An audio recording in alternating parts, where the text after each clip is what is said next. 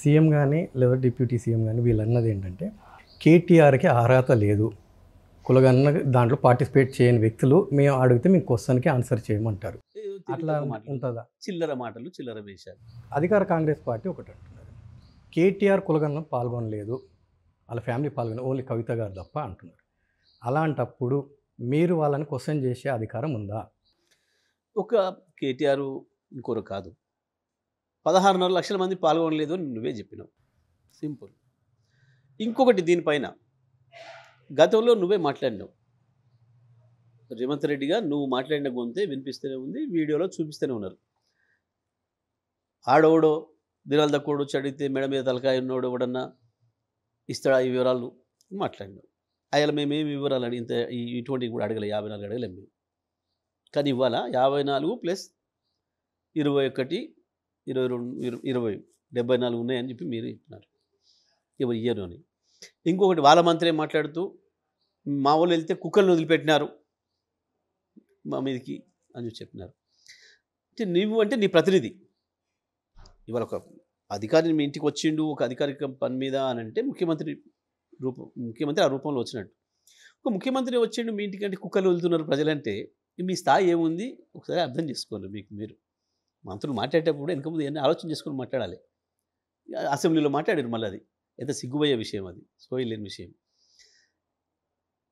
ఇంకొకటి, మీరు ఈ రిపోర్ట్ వచ్చింది అని చెప్పి చెప్పగానే మొట్టమొదటిగా దాన్ని వ్యతిరేకించింది మీ శాసన మండలి సభ్యుడు, మీ పార్టీకి సంబంధించిన అనేక మంది బీసీ నాయకులు. వ్యతిరేకించడమే కాదు, వాటి చింపి పడేసేసారు. వీటికి శాంక్టిటీ లేదు, ఇది సరైనది కాదు, ఇదంతా తప్పుల తడక అని చెప్పి స్పష్టంగా చెప్పినారు. ఇప్పటికి కూడా వాళ్ళు కంటిన్యూ చేస్తున్నారు. దాని మీదనే మీరు షోకాజ్ కూడా ఇచ్చుకున్నారు.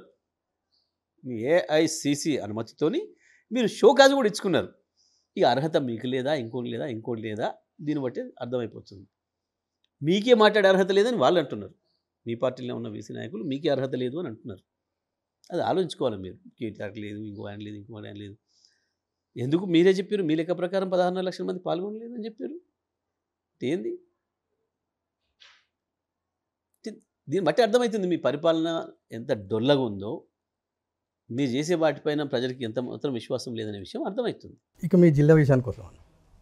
మీ జిల్లాలో 12 మంది ఉంటే మీరు ఒకే ఒక్కరు ఉన్నారు, సింగిల్ మ్యాన్. అందులో వాళ్ళు ఒక ఎమ్మెల్సీ కూడా ఉన్నారు. ఒక ఎమ్మెల్సీ బాహటంగానే బీసీ కులగనకు సంబంధించిన బూతులు తిడుతున్నారు. వాళ్ళు ఎలాంటి చర్యలు లేదని చెప్పేసి కొన్ని సామాజిక వర్గాలు అంటున్నాయి. మీరు ఆ సామాజిక వర్గానికి చెందిన వ్యక్తులుగా ఇది రైటా రాంగా? ఒకటి ప్రవీణ్, ఇక్కడ ఒకసారి రాజకీయాల్లోకి వచ్చిన తర్వాత, రాజకీయాల్లో నిలబడిన తర్వాత, పబ్లిక్ లైఫ్లోకి వచ్చిన తర్వాత మనకు నాది ఈ సామాజిక వర్గం అనేది ఏదైతుందో ఆ భావన సరైనది కాదు నా దృష్టిలో. ఐ ఫర్ వన్ నాకు సొంతంగానైతే నాకు చిన్ననాటి నుంచి నేను ఒక సామాజిక వర్గం అని నేను చెప్పుకోలే. నేను దాని వ్యతిరేకం వాస్తవానికి. ఎందుకంటే ఈ దేశాన్ని నాశనం చేసిన ఆ కుల వ్యవస్థ ఏదైతుందో, భారతదేశం నాశనం కావడానికి ప్రధానమైంది, మూలమైంది కుల వ్యవస్థ. కాబట్టి నేను దాన్ని ఎప్పుడు కూడా అంగీకరించలేదు. చిన్ననాటి నుంచి కూడా నేను అంగీకరించలేదు దాన్ని. అదృష్టవశాత్తు నాకు పైనుంచి కూడా కుటుంబ వారసత్వం కూడా అది రాలేదు. మా ఇంట్లో కూడా మా నాన్నలకి అది లేదు భావన. కాబట్టి నాకు అది రాలేదు, సంతోషం.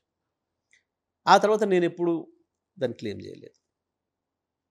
ఇంకొకటి, కానీ మనకు ఇష్టమన్నా ఇష్టం పడకపోయినా దురదృష్టం ఈ దేశంలో పుట్టుకతోనే దాన్ని అంటగడుతున్నారు. అది కాదనలేని సత్యం అయిపోయి కూర్చుందాడు. ఇటువంటి టైంలో కులాలని తగ్గించాలి, కుల నిర్మూలన జరగాలని చేసే ప్రయత్నాలు ఒకవైపు మాట్లాడుతున్న మాటలు, చేతలకు వచ్చేవరకే ఒకరి మీద ఒకరు విషయం చెప్పుకొని ఒకరి వ్యతిరేకంగా ఇంకొకరు మాట్లాడడం అనేది తప్పకుండా అది చాలా తప్పు. అది సమాజంలో అశాంతికి దారి చేసే ప్రయత్నం. అయితే దురదృష్టం ఏంటంటే కొన్నిసార్లు మతాల మధ్యన, కొన్నిసార్లు కులాల మధ్యన ఘర్షణలు పెట్టి రాజకీయ నాయకులు వాళ్ళకి పబ్బం గడుపుకోవడం కొరకు ప్రయత్నాలు చేస్తున్నారు. ఇది చాలా చోట్ల చూస్తున్నాం ఈ దేశంలో. మనం దురదృష్టం, ఇది పోవాలని కోరుకుంటాం. ఇంకా అది గమ్మత్ ఏంటంటే మనం ఇప్పుడు గర్వపడేవాళ్ళం. తెలంగాణలో మాకు కులం ఫీలింగ్స్ తక్కువ, ఆ భావనలు తక్కువ అనే భావన మనకు ఉండేది. తెలంగాణలో చదువుకున్న ప్రతి విద్యార్థికి ఆ భావన ఉండేది, గర్వంగా ఉంది. మీకు పక్కన చూసినప్పుడు మీరు మాట్లాడుకుంటారు ఒక కులం గురించి, పేరు కలవగానే కులం మీద అడుగుతారు, మాకు అలవాట్లు లేవు అనే భావన చెప్పుకునేవాళ్ళు. కానీ దురదృష్టం ఏంటంటే ఈ మధ్యకాలంలో ఇక్కడ కూడా కొంత అచ్చెడు పోకడలు వస్తున్నాయి. ముందుకు పోవాల్సింది, ఇంకా అభివృద్ధిలోకి పోవాల్సింది దురదృష్టవశాత్తు కొన్ని అచ్చడి పోకడలు వస్తున్నాయి. కొంతమంది ఏదో దీంతో రాజకీయంగా లాభం పొందుతాం, మేమేందో అయితే ఉన్న పిచ్చి భ్రమల్లో పోతున్నారు. నాకు తెలిసి తెలంగాణ సమాజం ఇట్లాంటి వాటిని అంగీకరించదు ఎట్టి పరిస్థితుల్లో.